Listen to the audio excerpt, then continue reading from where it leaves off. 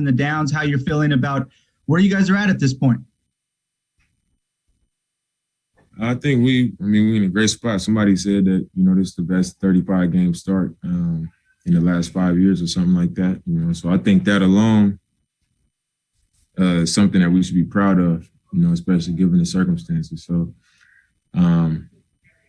when CJ and Nurk went down, we just said, let's, not feel bad for ourselves like I've been saying this whole time. Let's not make excuses.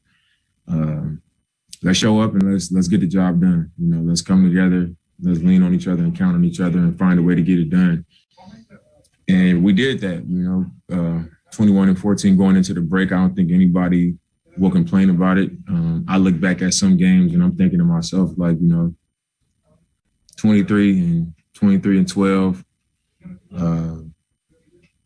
24-11 was possible in my mind, but, I'm always ambitious when it comes to that type of stuff. But I think we had a really, really solid first half of the season. And now we just got to make sure that even when we get back to closer to full strength with CJ and Nurk, that we don't welcome them back and think that it's going to get easy all of a sudden. We got to continue to be focused like we have been, trust each other and continue to have the same energy and focus that we've had. And I think if we continue to do that, we'll be an even better team in the second half. Next question is coming from Aaron Fentress with the Oregonian. Clearly, getting back CJ and Nurk is going to be huge, but also there's going to be an adjustment, I imagine, because you're going to be adding two big-time players who are going to eat up probably 65, 60 to 70 minutes per game. How do you think the rest of the team is going to adjust to inserting them back in there, especially when a lot of guys have had much bigger roles the last couple months? I think it'll be an adjustment, obviously. You take an all-star level guy like CJ and, then you throw Nurk in there, who's a huge part of what we do. And it's gonna be different for guys. But I think because of the way it's been, guys are just much more comfortable on the floor, period, and confident on the floor, period. So even though the minutes might come down, they might play shorter stretches, guys will still be on the floor. And I think because of the role that we have asked of guys over this period of time, I think guys will be even stronger in the roles that they may be in when CJ and Nurk comes back. So I think it'll be a positive thing for us, and it also gives us the opportunity to say, okay, GT's having a huge night, let's finish the game with him, or Melo's having a huge night, let's finish the game with him, or Rocco, or Nas, or Ant, whatever the case may be. Guys have shown that they can come up big and that they can really contribute, and that makes us a stronger team. And I think also it'll be a situation where guys have to understand, like, CJ and Nurk is back, and this is what it is. We knew that when they got hurt that they were going to come back. So that's part of being professional and understanding the way professional sports work, which I don't think we'll have an issue with. Thanks. Next question is coming from Jamie Hudson with NBC Sports Northwest.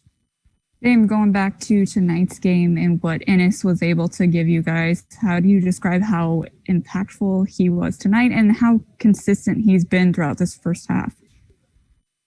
When we brought him back, I don't think he planned on having to play as many minutes as he's played and bang down there in the paint and have to get 20 rebounds like tonight and 15 and 17 rebounds consistently. But, he's taking that challenge. Teams have tried to put him in pick and rolls defensively and get him involved in a lot of actions, and he's taking the challenge. He's not shying away from it. He's embracing it. And I think that speaks the loudest to our team, is how he's just, whatever we ask him to do, whatever we need of him, he's going out there and giving us his best effort, and he cares. But the kind of effort that we've gotten from him consistently, night after night after night, has been a huge reason for our success in the first half. Next questions come from Jason Quick, The Athletic. Dame, the first half schedule has been so grueling, and you look at the second half schedule, and I think it looks even worse. Has that changed your stance at all on load management and maybe taking some time off or playing less? I think it's changed in a small way, I would say. And that's just like, okay, we know it won't be, fans really. So it's really not a home court, it's whether you sleeping in your own bed or not. So I think we just got to focus on being a top 6 seed, so we're not in a play-in situation.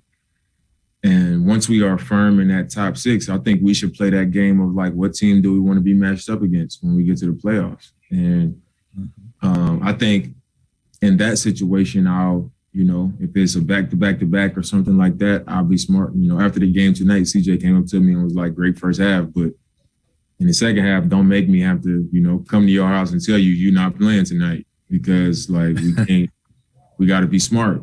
And I think in the past, when I feel like I can play, I want to play. I don't want to leave the team out there to dry or not be out there, because my job is to be out there and I'm healthy. But I think that's, where we can be better at. Sometimes just doing what might be better for us in the long run and not working so hard to get in a certain spot in the playoffs. And then when we get there, we pretty much running out of gas, like we did in the Western Conference Finals run. It was like, once we got to the Western Conference Finals, I never felt that fatigue, game after game. So we got to be, I think we got to make sure that, first of all, we're not, one of the teams in that play-in, with 7 and 8. And then we gotta play that game. What teams do we want to try to position ourselves to be matched up against, and what are those windows where I can maybe take a night or take a game, so it makes more sense for us in the long run. That's a great motivator for the second half. Yeah. Next question is coming from AJ McCord with Coin. Dame, you mentioned that CJ was the one that pulled you aside to say, hey, don't make me come to your house and tell you can't play tonight. What is it about CJ's voice, both on the court and in your personal life, that he's the one that you'll maybe listen to a little bit harder, or he's the one that he can say stuff like that to and you take it into account a little bit more? I mean, first of all, that's like really one of my closest friends, us being in the same backcourt or on the same team aside, I see random clips on Instagram and I send it to CJ, or, we just have a genuine friendship aside from being in the backcourt together. So I'm gonna naturally think of his opinion and what he says to me, on a different level. And we had that agreement since my 4th year, in his 3rd year, when we was starting the backcourt together, that, I'm gonna hear you out. And if you yell at me, I'm gonna hear you out. If you cuss me out, I'm gonna hear you out. If you demand something of me, I'm gonna hear you out. And we agreed that we would have that type of acceptance, I guess, in our interactions and what the other had to say. And we haven't, I haven't gone back on it, and neither has he. There's been times where he like, D, shoot the ball. Like, stop doing this, stop doing that. And I'd be like, all right. Or he'd yell at me from the bench, or I'd yell at him, like, see, like in transition, you got to see me on the opposite side. And he'd be like, all right, I got you. And it's a situation like that.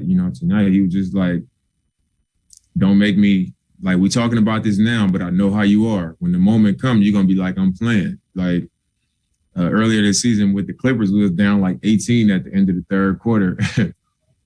And I'm telling coach with like 10 seconds left in the 3rd quarter, like, leave me in the game to start the 4th quarter.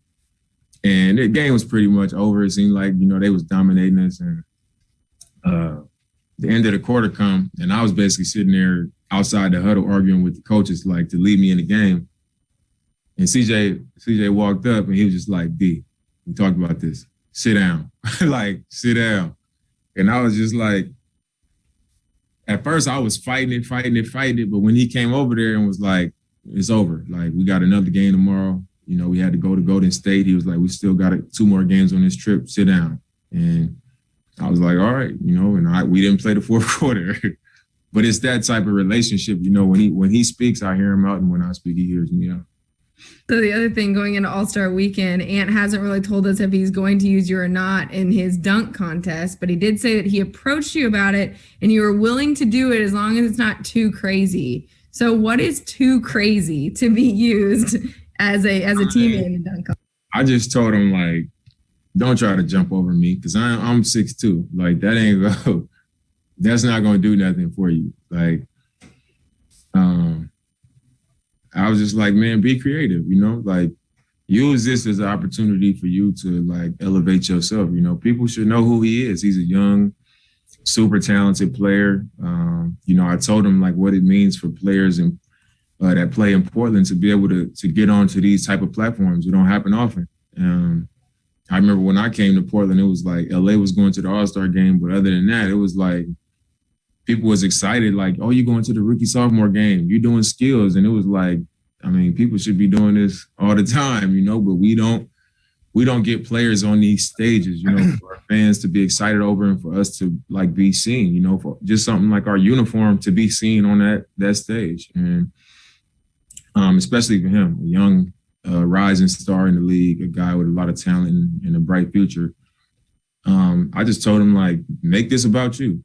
Go out there and do like Zach LaVine did when he was in Minnesota, and he kind of was, coming off the bench.